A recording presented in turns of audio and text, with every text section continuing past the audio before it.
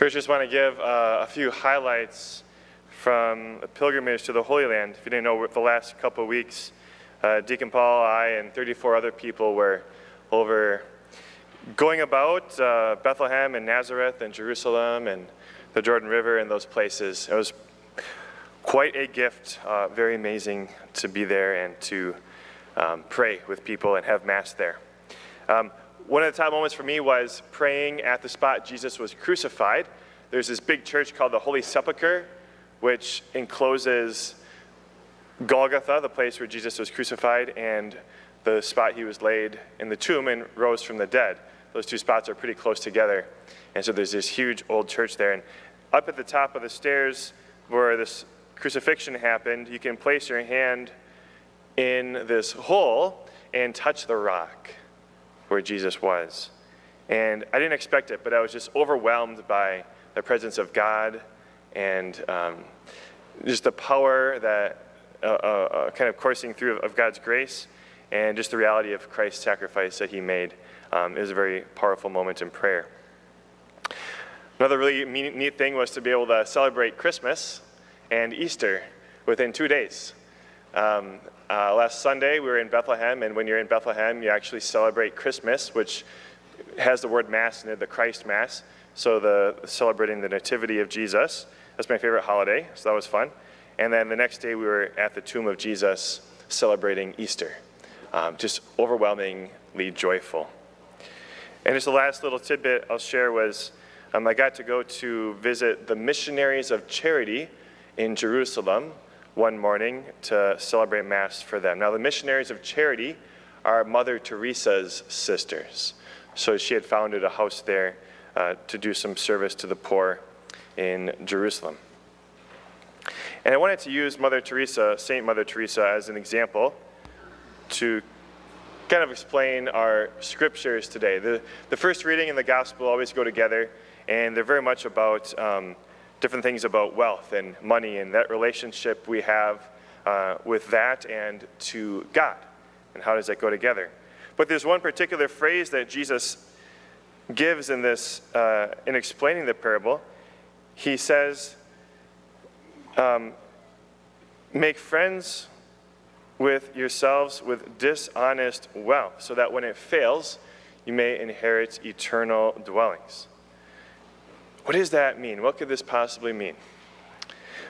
Consider this story about St. Mother Teresa. Mother Teresa accepted a donation one time to build an orphanage for sick children. And they built it pretty quickly and got the orphanage running, had plenty of kids there receiving their help. But it came out that the one who donated the money was involved with something like embezzlement. Some people in high places were calling on Mother Teresa to give the money back. A film crew, a news crew, and a reporter came to her one day while she was working with the sisters and came up to her and put a microphone to her lips and the camera in her face and asked her, Mother Teresa, are you going to give this money back? And she responded, yes, I will. Come, follow me. So they followed Mother Teresa, this short little nun, down the hallway, and she opened up a door to the dining hall of this orphanage and revealed dozens of happy children, smiling faces, who finally had a home and a community and people to care for them and ultimately love them. And she said to the reporter, here is your money. You take it if you wish. And they dropped their case, for sure. Now, that's St. Mother Teresa for you. But why could she live like that? Why could she do that? Now, in the end, they moved and they put the pressure on the actual criminals in this case, okay? But how could Mother Teresa do that? Well, her focus was on God's providential care. And her focus was on God's guidance. She saw everything as coming from the hands of God. She knew that if God wanted it to happen, it would happen. If God didn't want something to happen, it would not happen. Simple as that. But through her prayer, she knew how far to push, and she knew when to back off when God was guiding her in a different direction. But really, her whole life was placed at the service of Jesus, the true master. See, Mother Teresa was a steward of God's gifts par excellence. And she knew very clearly that if she reached beyond what God was doing, if she tried to go beyond what God was providing, then she would no longer be serving God, but something else, like herself. Or she'd be serving money or pleasure or fame. As Jesus said, you cannot serve two masters. You cannot serve both God and mammon, ancient word for riches.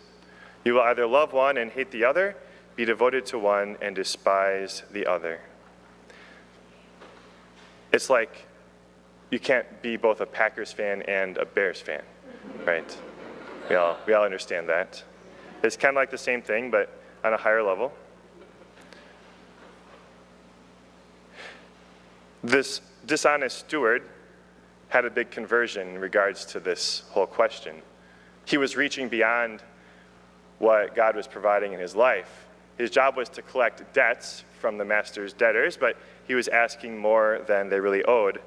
And so his conversion was to say, okay, hey, I'm only going to ask the truthful amount.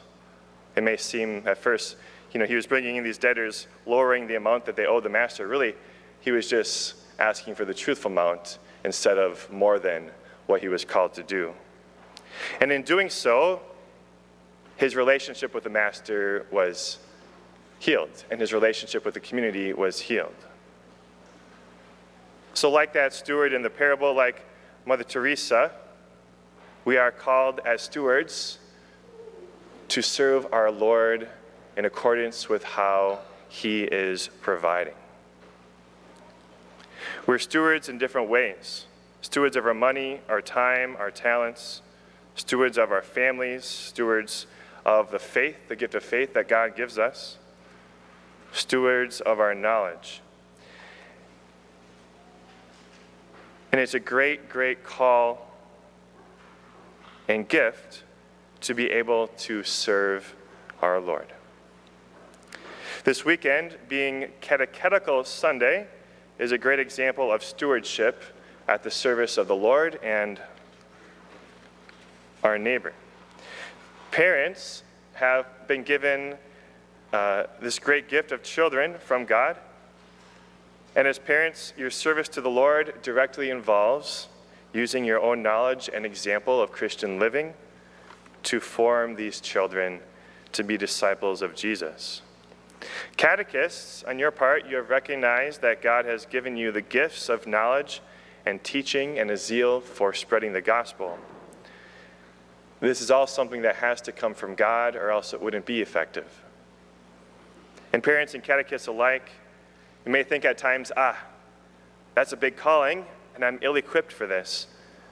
But God does not call the equipped, but he equips those whom he calls. So persist in prayer, in learning, and never hesitate to ask for help. The good Lord does provide. Again, Mother Teresa knew that she needed to rely solely on what God had given her, or else she would be serving a master other than God. God has given us so much, to the point of giving us himself on the cross and in the Eucharist. All we have to do is trust he is providing enough and give thanks, for he is a good and loving Lord.